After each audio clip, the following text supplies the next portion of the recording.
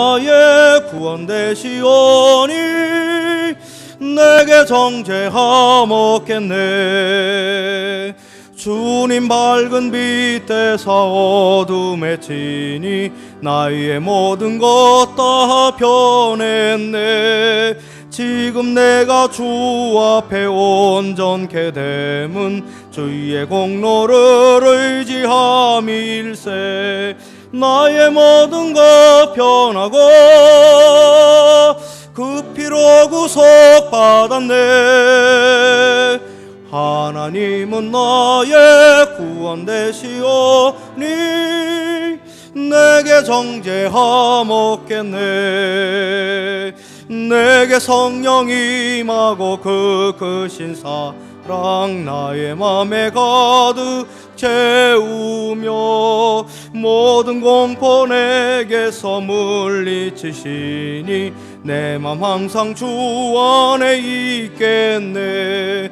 나의 모든 것 변하고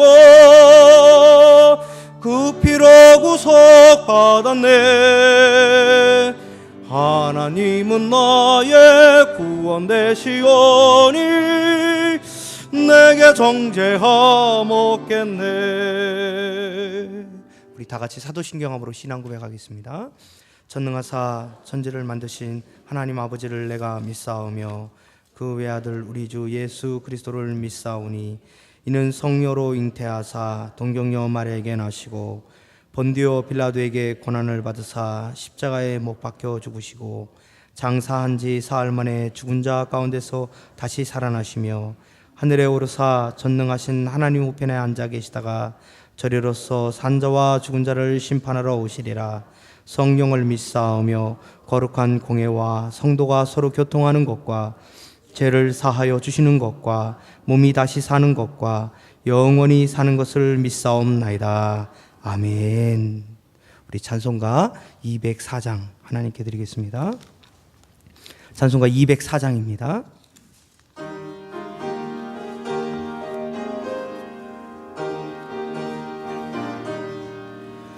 주의 말씀 듣고서 준행하는 자는 반석 위에 터닫고 집을 지음 같아. 비가 오고 물나며 바람 부딪혀도 반석 위에 세운 집 무너지지 않네. 잘 짓고 잘 짓세 우리 집 잘 짓세. 만세 반석 위에다 우리 집 잘 짓세. 주의 말씀 듣고도 행치 않는 자는 모래 위에 터닫고 집을 지음 같아. 비가 오고 물나며 바람 부딪힐 때 모래 위에 세운 집 크게 무너지네. 잘 짓고 잘 짓세 우리 집 잘 짓세. 만세 반석 위에다 우리 집 잘 짓세. 세상 모든 사람들 집을 짓는 자니 반석 위가 아니면 모래 위에 짓네. 우리 구주 오셔서 지은 상을 줄 때 세운 공로 따라서 영영 상벌 주리. 잘 짓고 잘 짓세 우리 집 잘 짓세. 반세 반석 위에다 우리 집 잘 짓세. 우리를 대표해서 조순분 집사님 기도해 주시겠습니다. 하나님 아버지 은혜와 사랑을 진심으로 감사를 드립니다. 3일 동안도 우리 하나님께서 보호해 주셨다가 이 시간에 모든 삶을 하나님께 내려놓고 이 시간에 하나님께로 나갑니다. 우리 하나님께서 이 시간에 찾아와 주셔서 이곳에 모인 심령마다 우리 하나님께서 임재하여 주셔서 먼저 마음과 생각이 온전히 우리 하나님께로 향할 수 있는 귀한 시간 되게 하시고 우리 하나님께서 그 마음과 생각도 주관하시고 이끌어 주시옵소서. 아버지 하나님, 이 시간에 감사하기는 어렵고 힘들지만 우리 하나님께서 그래도 은혜 내려주시고 하나님의 자녀로 칭해 주셔서 어려울 때마다 힘들 때마다 이기며 나갈 수 있는 은혜와 사랑을 베풀어 주심을 감사합니다. 아버지 하나님, 원하기는 이 나라 민족을 하나님께서 불쌍히 여겨주시고 하나님을 모르는 백성들이 하나님을 알게 하시며 하나님의 믿는 자녀들이 먼저 하나님의 빛을 바라고 소금의 역할을 하여서 이 어둡고 어두운 세상이 밝아질 수 있는 세상이 이 나라 민족이 될 수 있도록 우리 하나님께서 도와주시옵소서. 대통령을 우리 하나님께서 장로님으로 세우셨사오니 언제나 어디서나 우리 하나님의 말씀 안에서 굳건히 서게 하시고 우리 하나님의 영광을 나타낼 수 있는 귀한 대통령이 될 수 있도록 우리 하나님께서 도와주시옵소서. 이를 바치고 뒤에서 이끌어가는 이정자들에게도 믿는 자들이 많아지게 하시고 하나님이 그래서 이 나라 민족이 더욱더 하나님 정치서부터 잘 해나갈 수 있도록 은혜를 베풀어 주시기 간절히 바랄건합니다.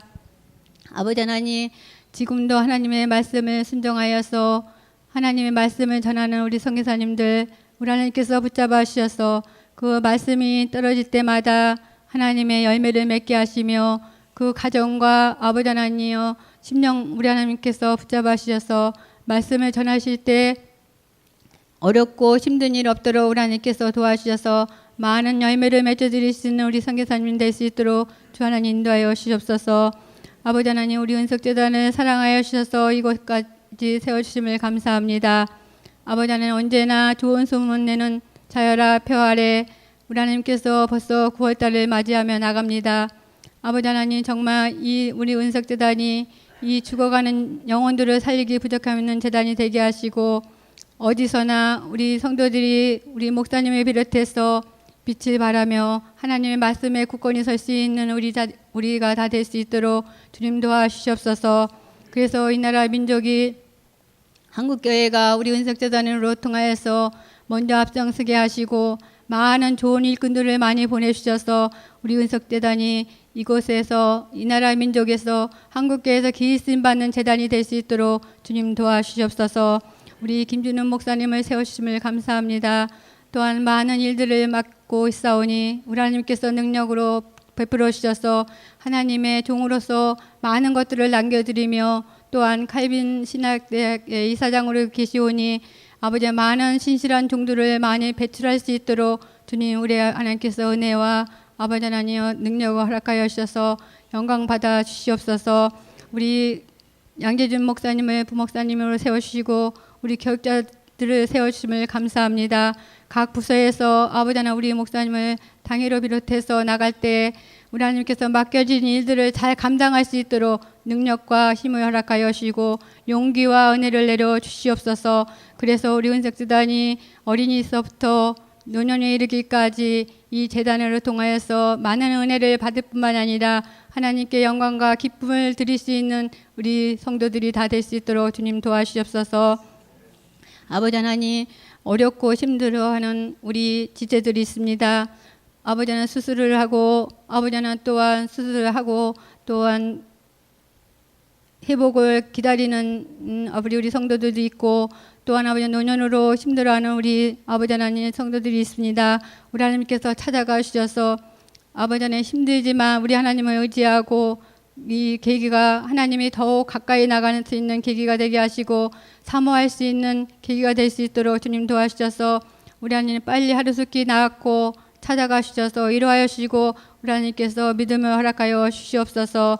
아버지 이 시간에 우리 조성은 아버지 하나님 전도사님을 세우심을 감사합니다. 아버지 하나님 귀한 말씀을 들고 설 때마다 하나님의 능력으로 아버지를 입혀주셔서 또한 아버지 하나님 맡겨진 일들을 잘 감당하게 하시고 그 아버지 하나님 전도사님을 통하여서 많은 것들을 이루시고 영광받아 주시옵소서. 이 시간에 말씀 전하실 때도 능력의 아버지 하나님 능력의 장중에 붙잡아 주셔서 그 말씀을 아버지 전하는 자나 듣는 자나 하나님 은혜 받는 귀한 시간 되게 하시고 우리 하나님께 더욱더 가까이 나갈 수 있는 귀한 시간이 될 수 있도록 도와주시옵소서. 아버지 하나님 이곳에 모인 성도들과 또한 아버지여 직장과 가정과 또한 아버지 하나님여 어느 곳든지 필요한 것들을 우리 하나님께 아뢰 때 우리 하나님께서 아버지 하나님 도와주셔서 많은 것들을 남겨드릴 수 있는 저희의 아버지 은색 재단의 가정과 아버지 하나님여 직장과 아버지 사업이 될 수 있도록 주님 도와주시고 인도하여 주시옵소서. 아버지 하나님 이 시간에 말씀을 듣고 아버지 겸손한 마음으로 나갑니다. 우리 하나님께서 찾아와 주셔서 그 말씀을 들을 때 아버지 흘러 지나가는 것이 아니라 아버지 하나님 마음밭에 새겨서 우리가 직장에서 또한 아버지 믿지 않는 자녀들을 만날 때 그것을 행할 수 있는 믿음까지도 우리 하나님께서 허락하여 주시옵소서. 감사를 드리오며 예수님의 이름으로 기도드립니다. 아멘.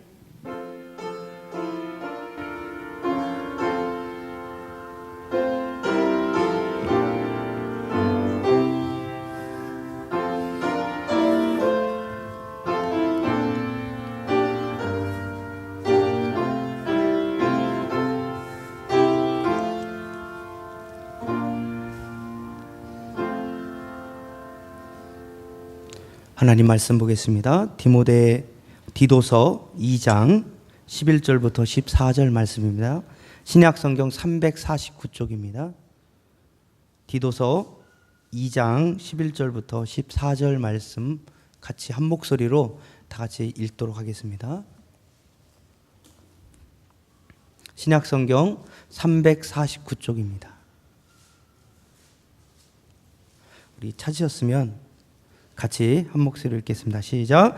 모든 사람에게 구원을 주시는 하나님의 은혜가 나타나 우리를 양육하시되 경건하지 않은 것과 이 세상의 정욕을 다 버리고 신중함과 의로움과 경건함으로 이 세상에 살고 복스러운 소망과 우리의 크신 하나님 구주 예수 그리스도의 영광이 나타내심을 기다리게 하였으니 그가 우리를 대신하여 주심은 모든 불법에서 우리를 속량하시고 우리를 깨끗하게 하사 선한 일을 열심히 하는 자기 백성이 되게 하려 하심이라.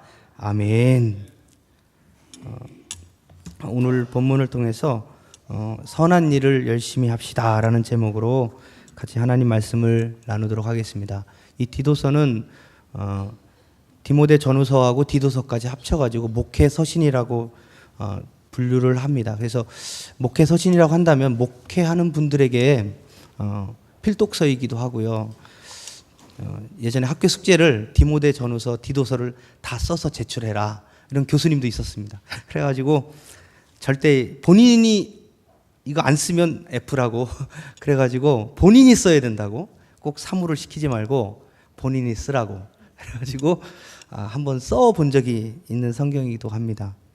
그래서 목회하시는 많은 분들에게 요 디모데 전후서, 디도서가 목회 지침이 되기도 하고 또 어떤 것을 교회에서 가르치고 훈련해야 되느냐를 잘 기술하고 있고 또 디모데와 디도라는 이 두 사도 후에 나타나 있는 지도자들에게 하나님의 말씀을 어떻게 가르칠 것인가를 잘 설명해 주고 있습니다. 디도는 이 그레데라는 섬에 목회지로 보내주었습니다. 그래서 사도 바울이 원래는 이 그레데 섬에서 개척을 해가지고 한 게 아니고 원래 오순절 사건 때 하나님의 복음을 예루살렘에서 받았습니다. 그래서 오순절 성령 사건에 의해서 그 사건에 하나님을 체험했던 사람들이 몇몇이 이 그레데 섬에 사는 사람들이었는데 그 사람들이 그레데 섬에 모여가지고 같이 기도하고 예배하다가 이제 교회가 된 거예요. 그러다가 사도 바울이 전도 여행 중에 이들을 만나고 이들을 교육하고 근데 다 교육을 못했어요. 그래가지고 중간에 디도를 요 그레데 섬에 영적인 지도자로 파송을 합니다. 그래서 그 그레데 섬에서 못했던 일들을 사도 바울이 해야 될 일들을 못하고 남은 일들을 이 디도에게 얘기하고 또 하나님의 말씀으로 이 그레데 섬에 있는 성도들에게 하나님의 말씀을 잘 가르치도록 이 디도에게 권면하고 그것들을 통해서 쓰는 내용입니다. 그래서 그레데 교회가 꼭 지금 해야 될 일이 뭐였냐면 1장 5절에 보면 내가 너를 그리대에 남겨둔 이유는 남은 일을 정리하고 내가 명한 대로 각 성에 장로들을 세우게 하려 함이니.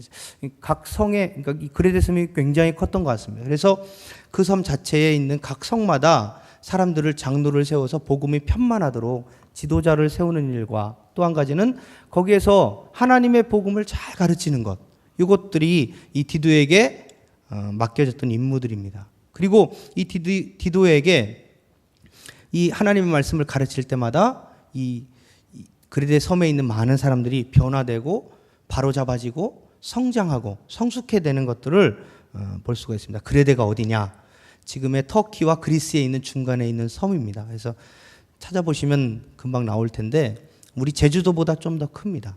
그래서 그곳에 이제 섬에서 사역을 했던 디도에게 말씀을 주신 겁니다. 이 장에서는 1절부터 11절까지 하고 또 10절까지 하고 11절하고 14절, 그다음에 15절부터 3장까지 이렇게 이어지는데 크게 두 부분으로 나눌 수가 있습니다. 그래서 1절부터 10절까지는 보시면 알겠지만 늙은 남자, 뭐 늙은 여자, 뭐 젊은 여자들에게 권면하는 것들이고, 그다음에 종들에게 어떻게 살아라, 윤리적인 것들을 가르치고 있습니다. 그래서 그 그레데 교인들에게 어떻게 가르치라는 거예요. 디도회의를 통해서.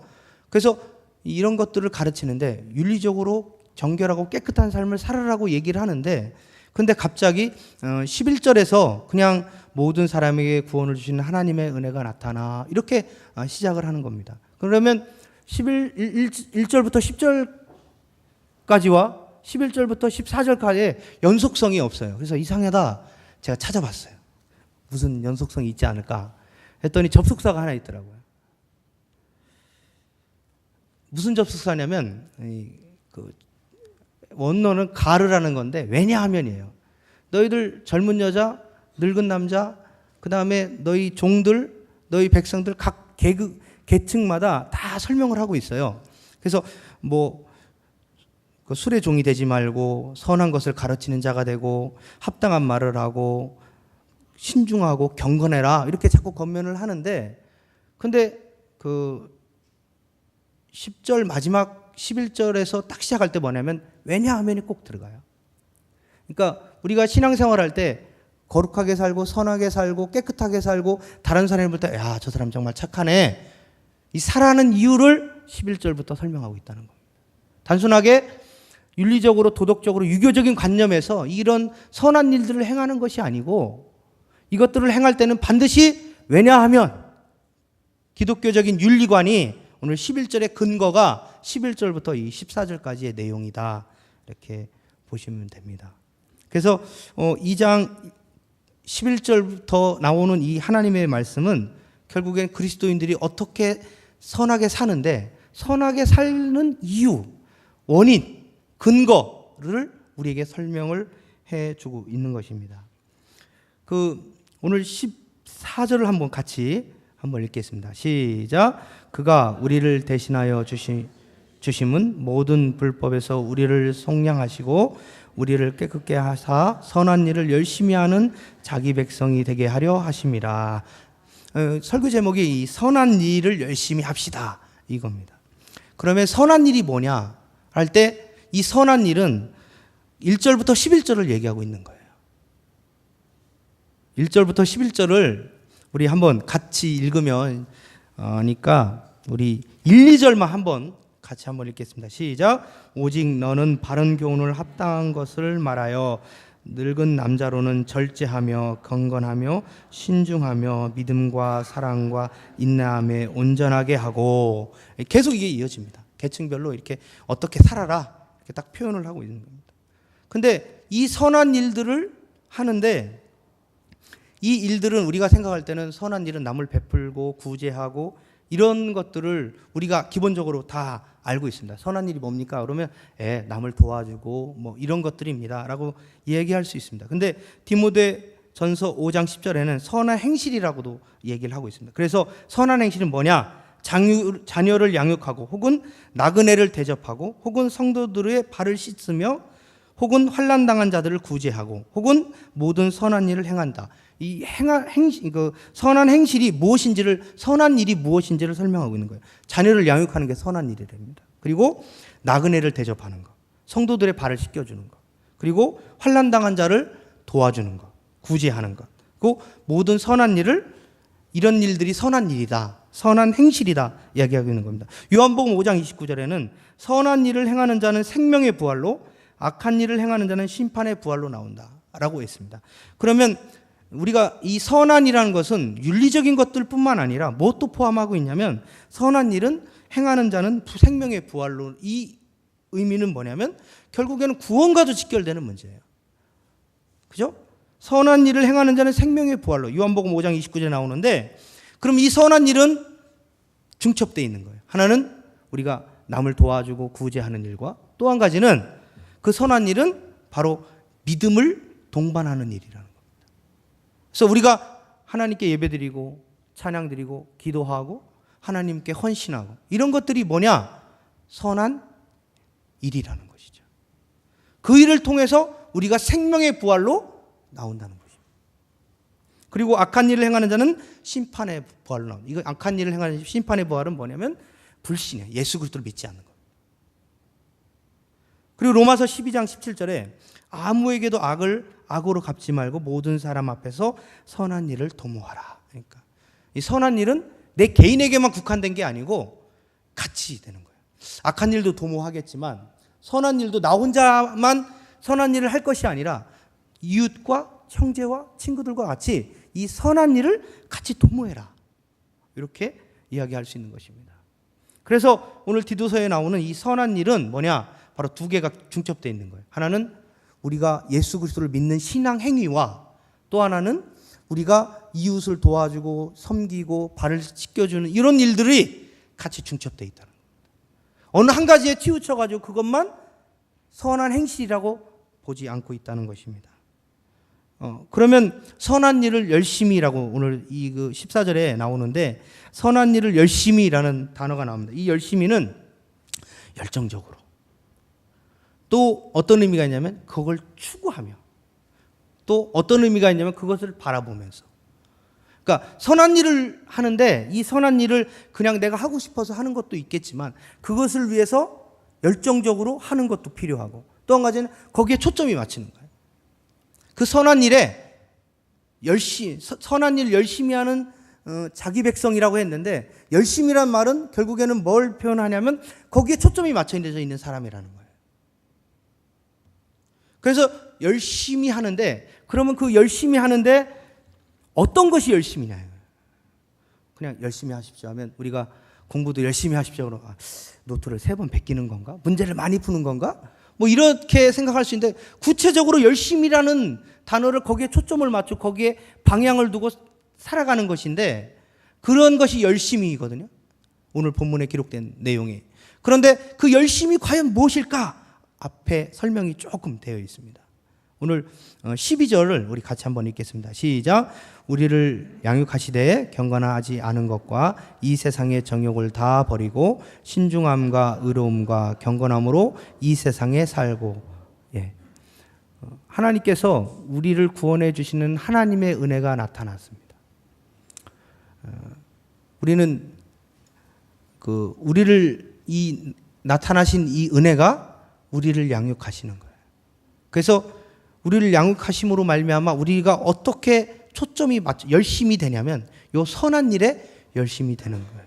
근데 하나님의 은혜가 뭐냐라고 얘기하면, 하나님의 은혜가 성경에서는 대부분 다 99.9%가 예수 그리스도를 나타냅니다. 그래서 하나님의 은혜는 누구냐? 바로 예수님이죠.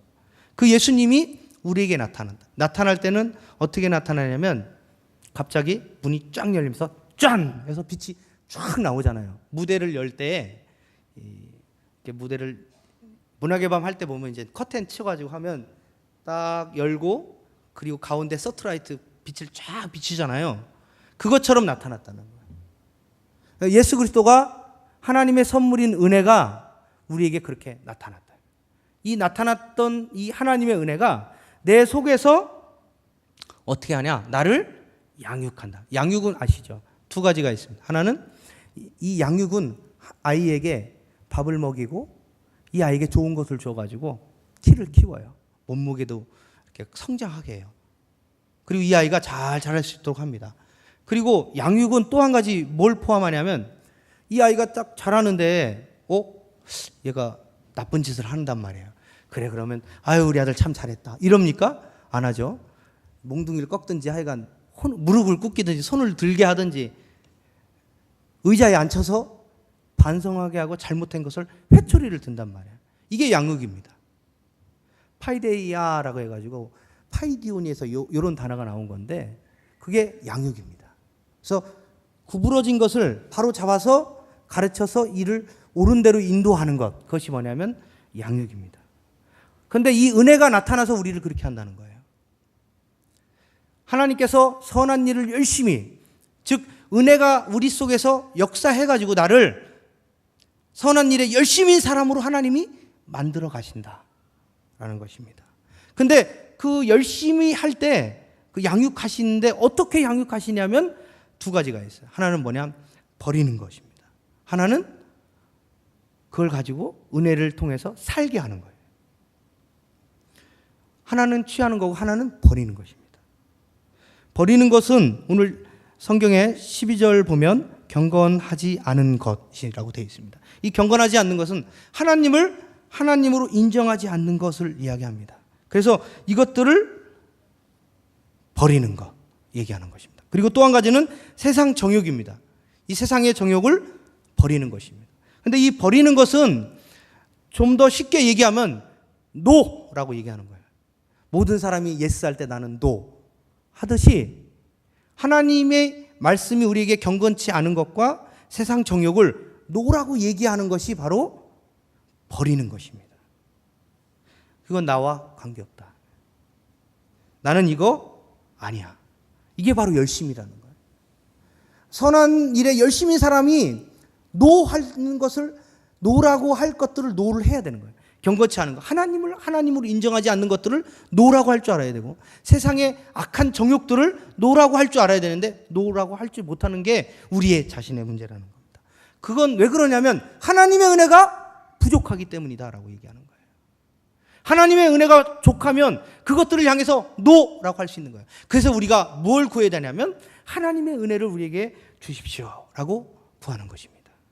히브리서 11장 24절에 모세가 신앙 고백을 합니다. 뭐냐면 믿음으로 모세는 장성하여 바로의 공주의 아들이라 칭함을 거절하고, 이게 노예예요.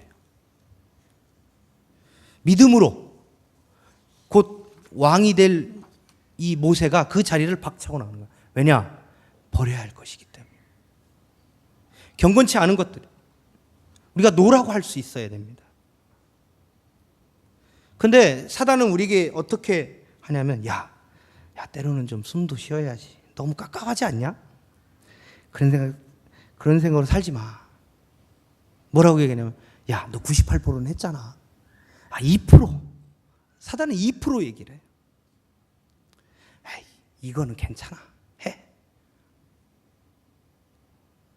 우리는 사단을 이렇게 유혹하는 거예요.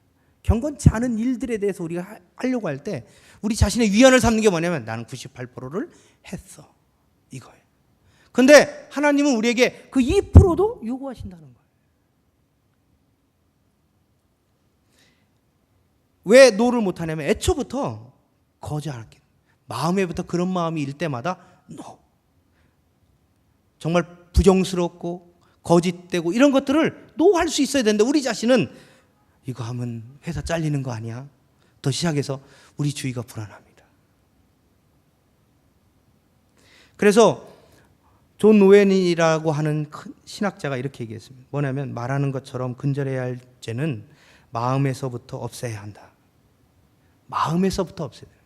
우리 마음부터 이런 경건치 않은 것, 우리 가운데 담지 말아야 될 말과 행하지 말아야 할 일들을 거부할 수 있어야 돼요. 하나님을 인정한다면 그렇게 할 수 없는데 그렇게 하는 거예요. 하나님이 살아계시는데 왜 그렇게 사냐? 그것은 우리에게 하나님의 은혜가 부족하기 때문에 하나님의 은혜를 구해야 되는 거예요. 그 하나님의 은혜가 우리 가운데 넘쳐난다면 노할 때 노할 수 있습니다. 부정과 부패 가운데 우리는 노할 수 있어요. 근데 우리는 그렇지 못할 때가 많다는 거예요. 그것은 하나님의 은혜가 우리 가운데 충만하도록 하기 위하여 기도해야 돼요. 그럼 우리 가운데 우리의 은혜가 우리 자신을 변화시키는 겁니다. 저번 교회에 있을 때 어떤 안수 집사님인데, 이 안수 집사님이 됐는데 이 담배를 못 끊는 거예요. 그래가지고 이 집사님이, 목사님은 모르시고 안수 집사가 됐는데 담배 피는 걸 모르는 거예요. 그래가지고 어떻게 했냐면, 참 걸리려니까 걸려요. 목사님한테 식당에서 밥 먹는데 걸린 거예요. 목사님은 못 봤는데 이 양반은 본 거예요. 목사님은 불이 나게 이 담뱃불을 끌라고 이 딱 빼가지고 손에다가 꽉 쥐어댑니다. 얼마나 뜨거웠겠어요. 그리고서 꾹 참고, 목사님 보면 큰일 나니까. 그래가지고 그리고 난 다음에 이 양반이 안 되겠다, 이거 끊어야겠다, 내가 정말 잘못했구나 해가지고 기도를 하고 금식을 하고 이걸 끊기 위해서 하나님 은혜를 달라고 기도를 간절히 했는데, 정말 이게 원래 중독이 되면 이게 풀어나는데 오래 걸리잖아요. 근데 일주일 정도 금식하고 기도했는데 하나님께서 은혜를 주셔가지고 담배 생각이 안 난다는 거예요. 이게 그 하나님의 은혜의 충만한 가운데 있는 겁니다. 우리가 하나님을 생각하고 하나님의 경건치 않은 일들을 행할 때, 다만 그 집사님도 끊고 싶었겠죠. 그렇지만 마음대로 안 되는 거예요. 우리의 마음 가운데 이 정욕이라는 것이, 이 악한 충동이라는 것이 그냥 없어져라 하면 결심한다고 그날 내가 이 자리에서 기도하면서 막 뜨겁게 기도하면서 내가 이걸 고치겠습니다 한다고 고쳐지는 게 아니라는 거예요. 여러분들 그 샘물 아시죠? 샘물을 이 팡팡팡 솟아오르잖아요. 그거를 진흙으로 덮어보세요. 시간 지나면 진흙이 녹아가지고 어떻게 되냐면 불이 솟아옵니다. 또 막 돌과 진흙을 으개가지고 이걸 막아보겠다고 막 막습니다. 그래도요, 시간 지나면 이 돌과 돌 사이, 흙 사이에 물이 펑펑펑 나옵니다. 그게 정욕이에요. 이 세상 정욕이라는 게, 이게 한번 터지기 시작하면 이게 주체할 수 없는 거예요. 이 정욕이 터져 나오고 이 정욕이 우리를 넘어뜨려 할 때 어떻게 해야 되냐면 하나님의 은혜를 구하는 거예요. 하나님 도와달라고. 하나님 이걸 붙들어 달라고. 하나님께서 좀 붙들어 달라고. 그러지 않으면 이 정욕이 잠재워지지 않습니다. 이 정욕이 수그러들지 않아요. 그렇기 때문에 늘 우리는 어떻게 하냐면 이 정욕 때문에 우리가 가지고 있는 이 경건치 못하는 행실과 말과 모든 언행심사가 때문에 늘 어떻게, 주여 저를 좀 불쌍히 여겨달라, 주여 오늘도 이렇게 막 이리 자빠지고 저리 자빠집니다, 하나님 도와주십시오. 그게 은혜 받은 사람의 모습이라는 거예요. 은혜가 우리에게 나타나서 우리를 열심히 있게 하는 거예요. 우리를 열심히 있도록, 즉 방향을 잡고 거기로 나아가도록 우리를 자꾸 다듬으시는 거예요. 그러니까 많이 다듬어진 사람은 덜 다듬어진 사람을 보고 이렇게 할 수 없는 거예요. 왜? 나도 과거에 그랬거든요. 그렇기 때문에 좀 나보다 신앙이 조금 어려 보이고 약해 보이는 사람을 어떻게 하냐? 발을 씻어주라는 거예요. 그렇기 때문에. 그게 선한 행실이다 라고 이야기하고 있는 것입니다. 또 12절에 보면 신중함과 의로움과 경건함이 있습니다. 이거는 살고, 끝에 보면 세상에서 살고, 이걸 가지고 사는 거예요. 신중함은 뭐냐면 저번 성경에는 근신함이라고 되어 있습니다. 근데 이 신중함이라는 것은 뭐냐면 생각해가지고 절제하는 거예요. 자기 절제를 이야기하는 신중함은.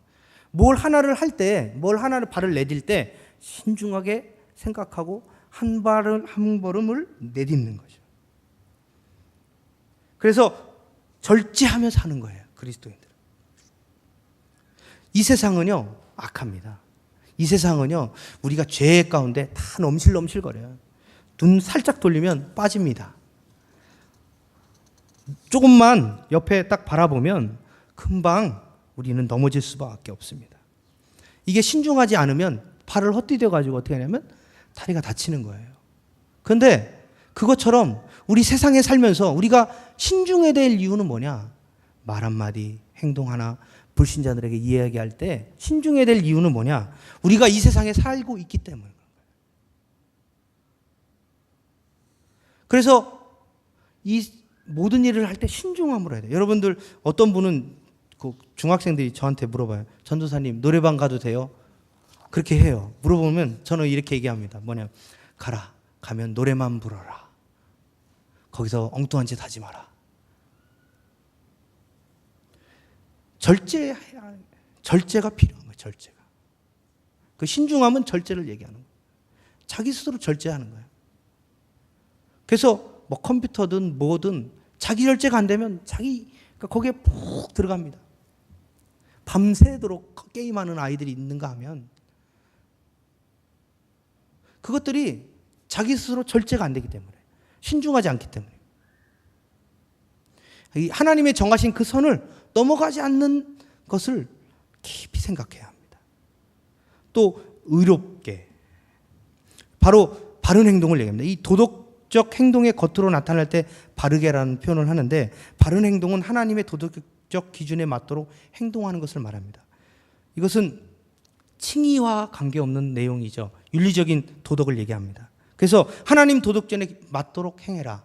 이 세상에 살 때 하나님의 도덕의 기준에 맞춰라. 우리는 세상의 도덕에 우리 자신을 맞추면서 나는 그래도 깨끗이야. 이렇게 얘기합니다. 그런데 우리의 도덕을 어디다 맞추냐면 이 세상의 기준에 맞추는 것이 아니고 하나님 기준에 맞추는 거예요. 그게 의롭게 사는 거예요. 그게 도덕적으로 사는 거예요. 우리가 세상에 가지고 있는 잣대가 있지 않습니까? 모든 사람이 공인하고 인정하는 그 도덕적인 기준과 그것들보다 더 성경은 더 엄해합니다. 여러분, 세상이 이렇잖아요. 남의 것을 훔쳤으면 어떻게 하냐면 결국에 현행범으로 잡아가면 감옥에 가는 거잖아요. 근데 기독교의 윤리는 뭐냐면 벌써 마음속에 저걸 갖고 싶다라는 탐심이 들어가 있다면 그건 뭐냐면 도적질이다 가르치고 있거든요. 우리는 세상의 기준에 우리 자신을 판단하지 말고 우리 자신을 판단할 때는 늘 어떻게 하냐면 성경이라는 이 기준에 판단해서 우리 자신을 돌아보라는 거예요. 도덕의 기준이 다른 거예요. 윤리의 기준이 다른 거예요. 세상 사람들은 보이는 것, 나타나는 현상만 가지고 판단하지만 우리는 뭐 또 판단하냐면 그 마음도 본다는 거예요. 그 마음은 누가 보고 계시냐면 바로 하나님이 우리를 보고 계신다는 것이죠. 그렇기 때문에 우리는 도덕의 기준이 좀 더 고차원적이어야 돼요. 남이 보든 안 보든, 남이 행하든 안 하든 내가 하나님 앞에 산다는 그 의식 가운데 도덕의 윤리를 기준을 지키는 거예요. 왜냐하면 그 이유를 오늘 14절에서 설명하고 있는 거예요. 자기 백성이기 때문에 그런 거예요. 하나님이 그 자기 백성을 위해서 불법에서 자기를 속량했다는 거예요. 구원이라는 단어와 구속이라는 단어가 좀 차이가 있습니다. 구원이라는 단어는 좀 넓고요. 구속이라는 단어는 좀 좁은 개념인데 구속이 뭐냐면 내가 너를 위해서, 자기 백성을 만들기 위해서 너를 위해서 내가 하나님이 피값을 지불해서 십자가의 피값을 지불해가지고 너를 샀다 이거예요. 그렇기 때문에 너희는 도덕적으로 윤리적으로 사는데 왜 그렇게 살아야 되냐면 바로 너를 구원했기 때문에, 내가 너를 돈 주고 샀기 때문에 그렇게 윤리적 기준을 엄격하게 적용해서 살아라 라고 이야기하고 있는 것입니다. 우리가 세상에 살면, 세상 기준에 맞춰 살면 다 괜찮은 사람들입니다. 그러나 하나님 기준에 맞추면요, 우리 자신을 돌아봐야 돼요. 겉으로는 우리의 마음이 들춰지지 않습니다. 우리 마음이 얼마나 사악하고 나쁜 마음을 가지고 품고 있는지는 아무도 모릅니다. 그러나 하나님은 알고 계신다. 하나님은 우리의 마음과 생각을 감찰하시기 때문에.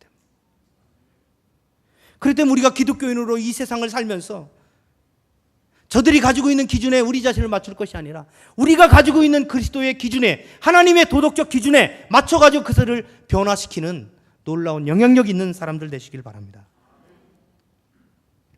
하나님께서는 우리에게 그런 은혜를 주시는 거예요. 우리가 그렇게 살기 위해서 하나님께서 우리에게 은혜를 주시는 거예요. 때로는 그 은혜가 우리에게 가시 같을 수 있습니다. 여러분 하나님의 은혜를 구할 때 하나님의 은혜는 모두 다 달콤하고 즐거운 게 아니에요. 우리 자신의 잘못된 것들을 끄집어내기 위해서 때로는 고통과 괴로움과 어려움과 환난을 우리에게 주시는 거예요. 그래서 하나님은 우리의 마음을 연단하시는 거예요. 그 연단을 통해서 자기의 백성을 양육해 나가시고 선한 일에 열심히 하도록 만드시는 거예요.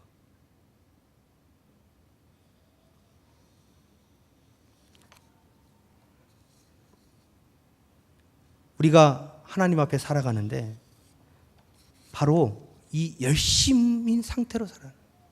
경건하게. 그럴 때 하나님께서 우리를 통해서 나타나고자 하는 일들을 나타내는 것입니다. 하나님께서 우리에게 친중함, 의로움, 경건함을 주시는 거예요. 그래서 하나님이 주시고자 하는 일들을 우리를 통해서 이끌어 가시는 거예요. 그래서 하나님의 은혜가 우리에게 나타나는 거고 하나님의 은혜가 우리에게 늘 주어지는 것입니다. 그래서 그 하나님의 은혜가 우리에게 주어짐으로 말미암아 우리는 어떻게 되냐면 이 열심 있는 사람이 결국에는 소망을 갖게 되는 겁니다. 오늘 13절 우리 같이 한번 읽겠습니다. 시작. 복스러운 소망과 우리의 크신 하나님 구주 예수 그리스도의 영광이 나타나심을 기다리게 하였으니. 예. 이 복스러운 소망과 라는 단어와 그리스도의 영광을 나타내심을 기다렸다. 이 단어가 엔드로 연결되어 있습니다. 그 헬라어로는 카이라고 하는데 그렇게 연결되어 있는데 이 소망이란 말과 재림이란 말이 각각 그 영어에서 쓰면 관사가 붙어 있어요. 그 관사가 붙어 있는데 이 관사가 붙어 있으면 어떤 말이 되냐면 그 소망이란 말과 재림이란 말이 원래는 우리가 이렇게 관사가 따로 보면 두 단어잖아요.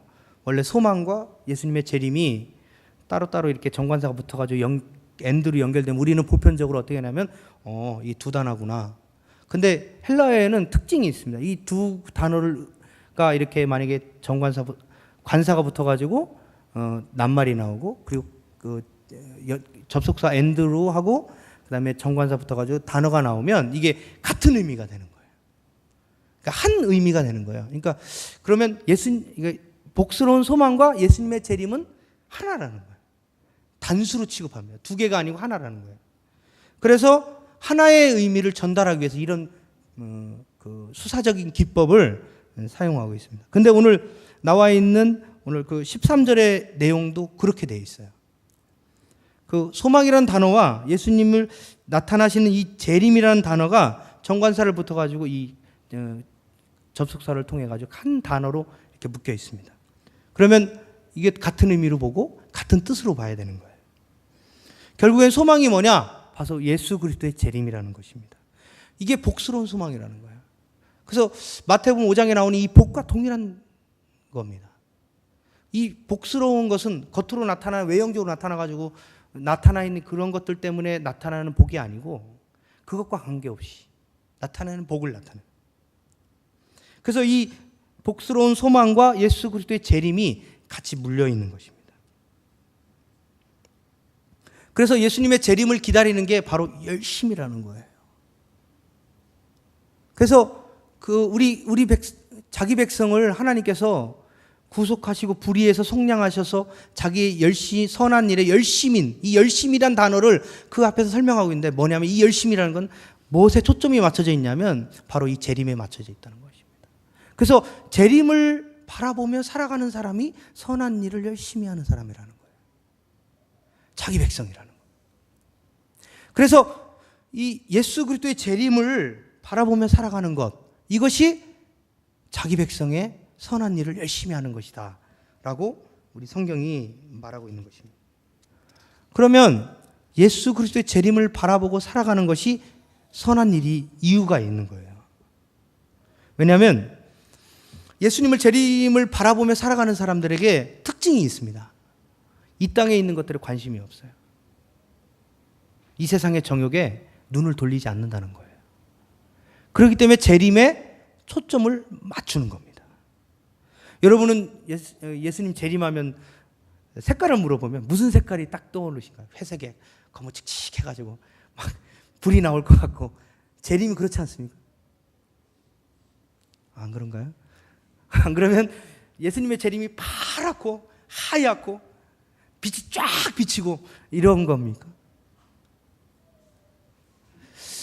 대부분 다 아마 회색일 가능성이 높습니다. 왜 그러냐면 이 심판이라는 단어를 오해하기 때문에 그래요. 예수 그리스도께서 이 땅에 오시면 심판하시잖아요. 그래가지고 이 땅에 오셔가지고 죄 있는 것들, 나를 잘 섬기지 않은 것들은 다 어디에 있냐면 심판해가지고 말이야. 예수 그리스도를 믿지 않는 것들은 다 지옥 보내고 말이야. 이 지옥에 보내고 여기에 멈춰 있는 거예요. 사람들이. 그러니까 두려운 거예요. 예수님은. 예수님 좀 이따 오시라고. 또 어떤 사람들은 예수님이 오심을 기다리지 않는 사람은 어떤 사람이냐면 이 세상의 정욕에 빠져 있는 사람이에요. 그걸 버리지 않는 사람. 아니면 하나님 제가 50평으로 늘린 다음에 예수님 오셔야지. 내가 결혼 안 했는데 결혼해야 예수님 오셔야 됩니다. 또 내가 우리 아들이 장가 가는 건 보고 예수님 재림했으면 좋겠다고.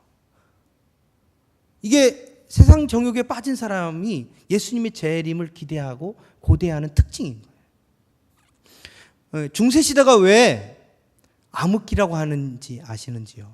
그건 왜 그러냐면 두 가지를 잃어버렸기 때문에 그래요. 하나는 그리스도의 재림을 잃어버렸고 또 하나는 이신칭의 복음을 잃어버렸기 때문에 그래요. 이신칭의 복음 외에 어떤 걸 얘기하냐면 예수 그리스도를 믿음으로 말미암아 구원받는데 이거 말고 내가 행함으로 구원받을 수 있다.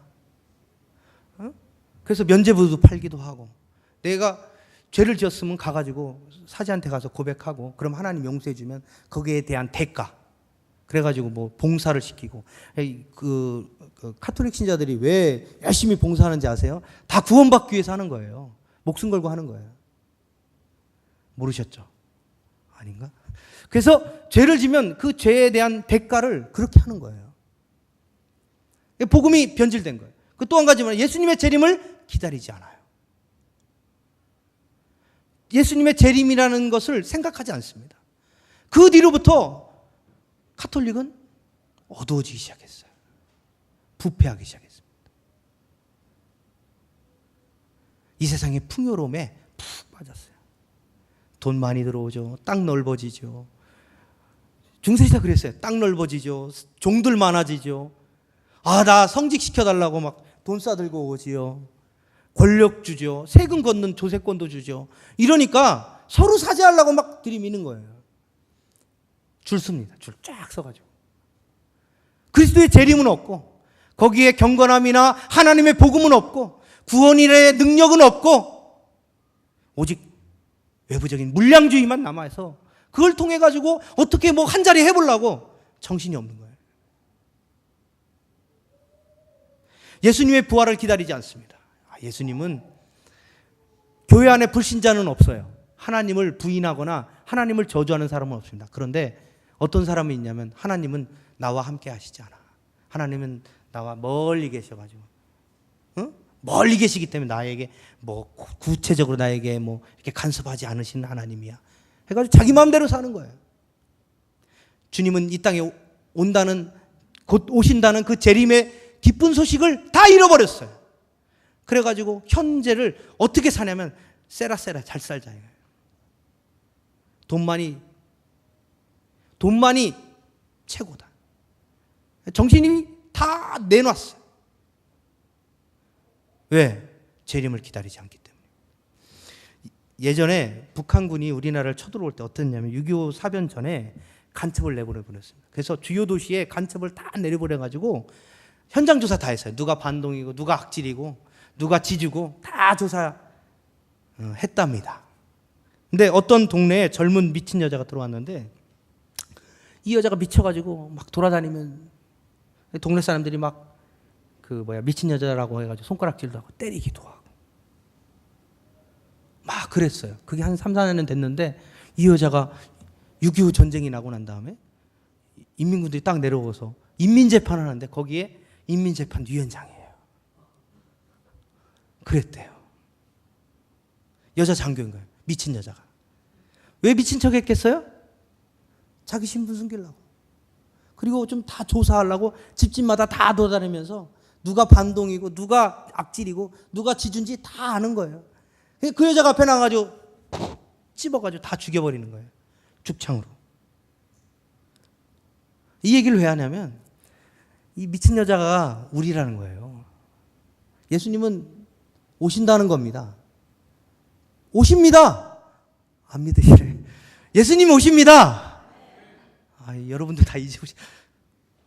작전 명령서는 떨어졌어요. 이 여자는 어떤 확신 속에 있냐면 6월 25일 날 나의 군이 내려온다. 그러니까 거기서 미친 척하고 굶어도 맞아도 참는 거야. 그날을 D-Day를 기다리는 거예요. 그래서 객관적인 증거인 작전 명령서가 딱 내려왔으니까 이 미친 척하면서 자기 확신 가운데 다 조사한 겁니다. 그래서 우리나라를 쑥대밭으로 만들었어요. 예수님은 성경에 오신다고 작전 명령서 벌써 내려오셨어요. 근데 성도들은 안 믿어요. 한국 교회는 이 부활 신앙이 사라졌어요. 재림 신앙이 사라졌어요. 예수님이 오셔서 이 땅에서 우리의 행한 대로 우리의 행위대로 갚으신다라는 사실을 다 잊고 있습니다. 재림의 소망은 없고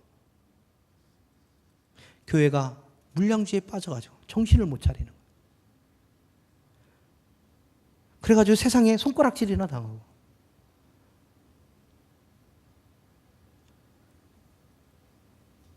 왜 그러냐면 재림신앙이었기 때문에. 예수님 기다리지 않아요. 예수님이 재림에 대한 찬양도 안 합니다.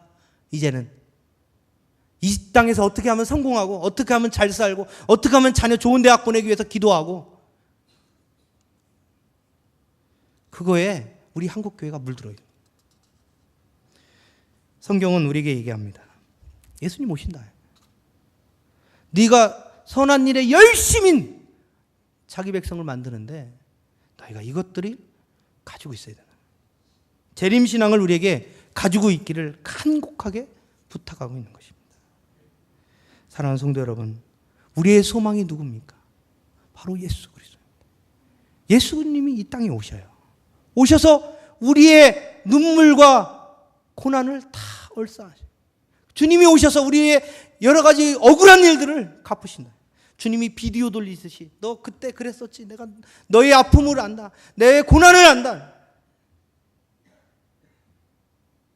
그래서 자기 백성은 무슨 뜻이냐면 하나님께서 자기 백성을 구원하시고 자기 아들을 보내가지고 살리셨잖아요. 근데 하나님이 자기 백성을 할 때 뭐 어떻게 하냐면 내 가슴에 새긴 것, 이게 자기 백성이에요. 또 구약성 어디에는 이 눈동자에다 내가 너를 새겼다.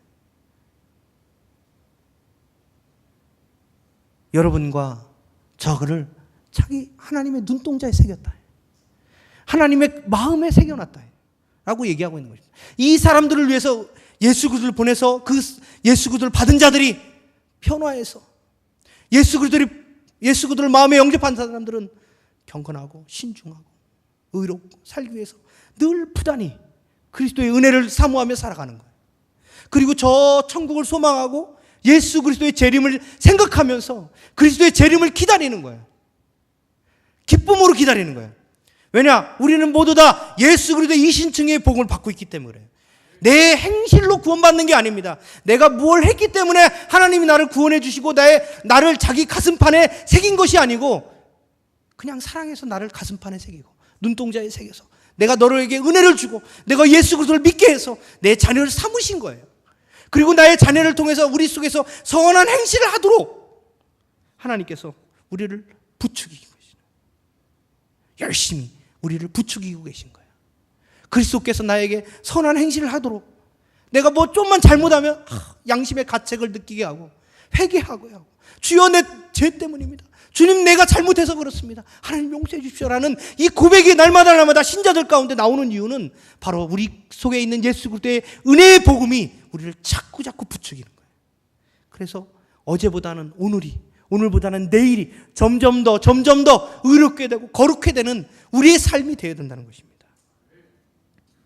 사랑하는 성도 여러분, 소망이 없는 자는 아무것도 못합니다. 1952년에 플로렌스 체워기이라는 여성이 있는데 이 여자는 대서양을 건넜습니다. 수영해서. 대단한 사람이죠. 유럽의 조우련과 같은 사람입니다. 근데 이 사람이 이 영국과 유럽의 대양을 이제 횡단하는데 그거보다 좀 가까운 얇은 바다가 있는데 그 카탈리아 서민과 영국의 사이에 있는 이 해협을 건너려고 이제 공포를 했어요. 근데 이제 수영하기로 한 날이 됐는데 안개가 막 자욱하는 거예요. 영국은 안개가 자주 낍니다. 그래가지고 안개가 자욱하게 껴가지고 앞이 잘 안 보이는 거예요.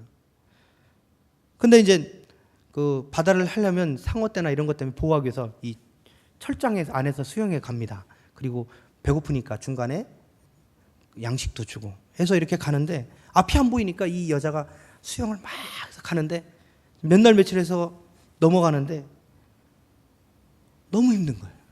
앞이 잘 안 보이니까. 헤엄치고 가도 바다고. 그래가지고 도저히 못하겠다고 이 여자가 이제 수영하다가 체드윅이라는 이 여자가 수영하다 도저히 못하겠다고 나 이제 그만하겠다고 딱 포기를 하려고 했는데 포기하고 나서 그 다음날 아침에 신문에 나왔어요. 뭐라고 했냐면 그 포기한 그 섬에 가기로 했는데 그 섬 카탈리나라는 섬에 도착해야 되는데 도착하기 몇 미터에서 멈췄냐면 이 800미터에서 딱 멈춘 거예요. 왜 멈췄냐면 앞이 안 보이는 거예요. 깜깜하니까. 그리스도인들에게요, 이 소망, 즉 예수 그리스도의 재림을 없으면 이것과 똑같아요. 길 잃고 방황합니다. 교회가 길을 잃고 방황하는 이유는 재림신앙이 없기 때문이에요. 교회가 엉뚱한 짓 하는 건 다 그리스도의 재림을 고대하지 않기 때문입니다. 이 여자가 인터뷰를 했어요. 내가 만약에 그날 안개가 걷혔더라면 내가 죽을 힘을 다해서 갔을 것입니다. 후에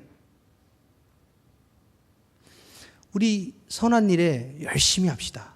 사랑하는 성도 여러분, 우리가 어떤 일을 하든지 간에 이 선한 일에 열심히 합시다. 믿음 생활도 그렇고 교회 일도 그렇고 열심히 합시다.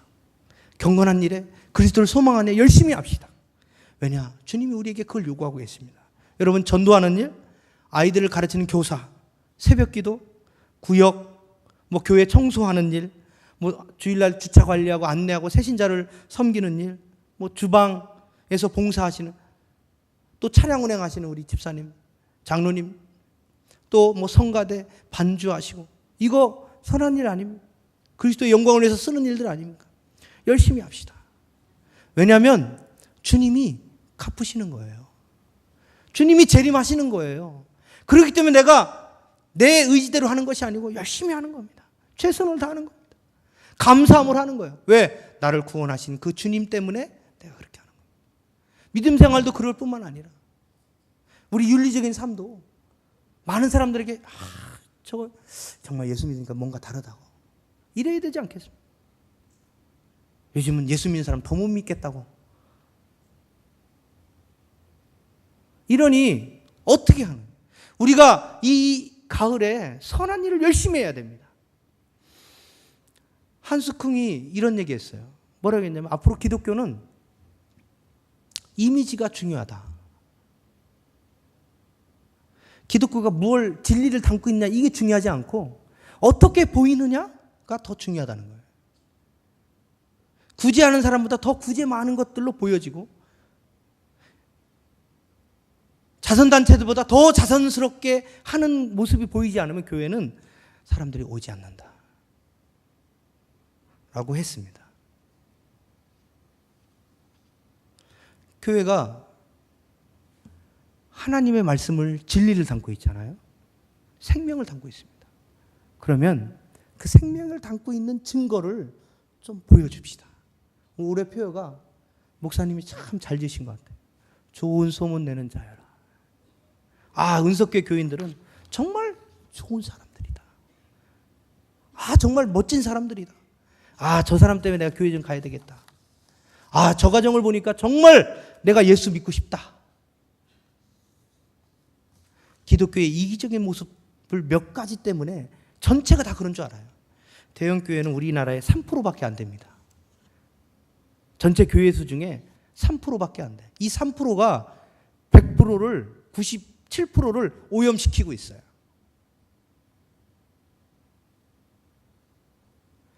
우리 97%인 우리가 좀 선한 일에 열심히 합시다.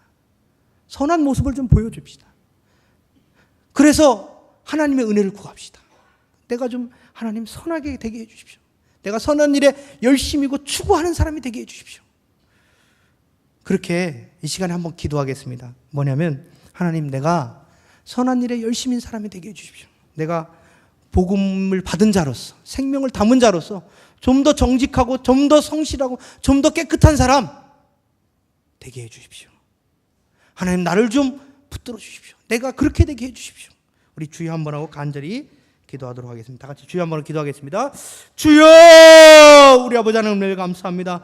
주님이 은혜를 주시고 은혜를 주셔서 우리가 바르고 거룩하게 살기로 하여 주시고 경건하게 살게 하여 주시고 우리가 버릴 것을 버리게 하시고 세상의 정욕과 세상에 경건치 않은 것들을 버리게 하여 주시고 정말 아버지, 우리 입 가운데 노라고 하고 거절하는 이런 믿음의 사람들 되게 하여 주시고 주님이 붙잡아 주시길 원합니다.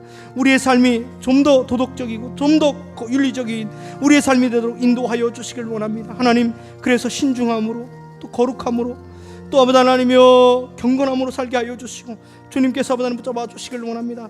또한 아버지 그리스도의 재림을 소망하며 우리가 믿음 생활하게 하시고 그래서 아버지 하나님이여 우리의 삶이 늘 돌아보는 삶이 되게 하여 주시고 주님이 아버지 하나님 붙잡아 주옵소서. 우리가 선한 일에 열심인 자기 백성이 되게 하시고 하나님의 백성이 되도록 주여 인도하시고 주께서 붙잡아 주시옵소서. 우리 아버지 하나님, 우리가 자신을 다시 한번 돌아보고 우리 자신 가운데 살아갈 수 있도록 주여 붙잡아 주시옵소서. 은혜를 베풀어 주시옵소서. 주께서 역사하여 주옵소서. 주님 인도하여 주시길 원합니다. 하나님 감사합니다. 저희들 선한 일에 열심인 하나님의 백성들 되게 하여 주시고 그리스도인들 되도록 인도하여 주옵소서. 예수님의 이름으로 감사하며 기도 올려옵나이다. 아멘. 광고 말씀드리겠습니다. 예배 후에 우리 김부진 권사님 병원 신방을 가겠습니다. 지금 서울대병원에 입원해 계신데 수술이 잘 됐다고 합니다. 그래서 아시는 분들이 기도해 주시고 한 덕분에 잘 진행되었습니다. 그리고 오늘 구역장 성경 공부는 프린트로 대신하겠습니다. 그리고 목사님께서는 지금 총회 참석으로 교회에 안 계신데 여러분들이 새벽에 나오셔가지고 기도해 주셨으면 좋겠어요. 그래서 총회가 안건이나 이런 것들을 잘 결정할 수 있도록 이렇게 기도해 주셨으면 감사하겠습니다. 우리 찬송가 455장 들으신 후에 우리 주기도문으로 예배를 마치겠습니다.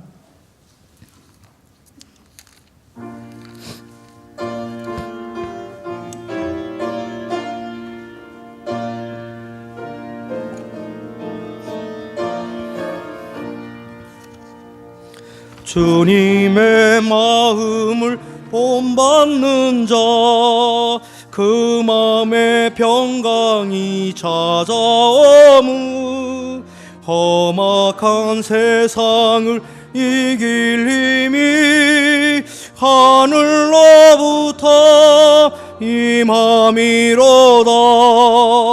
주님의 마음 본받아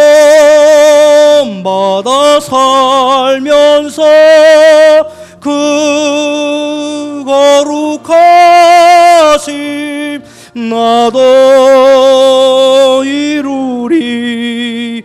주 모습 내 눈에 안 보이며 그 음성 내 귀에 안 들려도 내 영혼 날마다 주를 만나 신령한 말씀 늘 배우도다.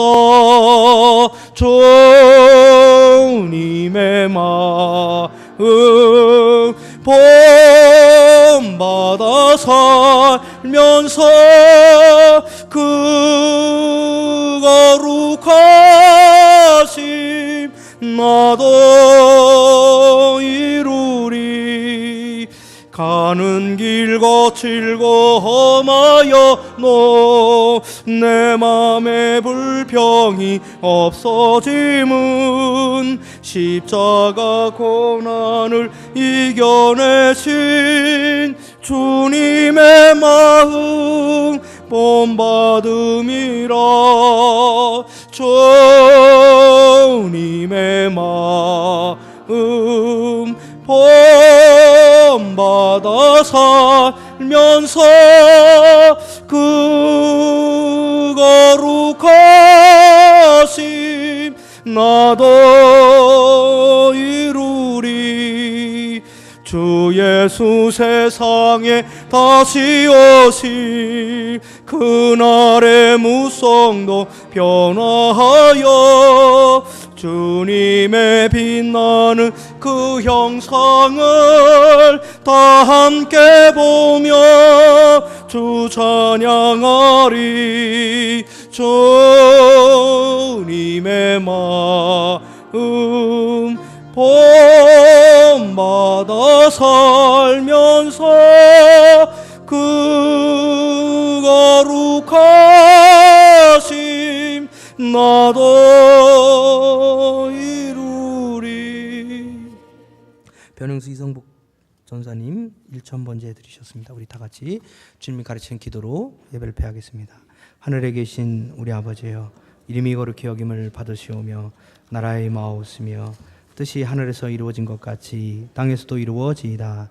오늘 우리에게 일용할 양식을 주옵시고 우리가 우리에게 죄 지은 자를 사하여 준 것 같이 우리의 죄를 사하여 주옵시고 우리를 시험에 들게 하지 마옵시고 다만 악에서 구하옵소서.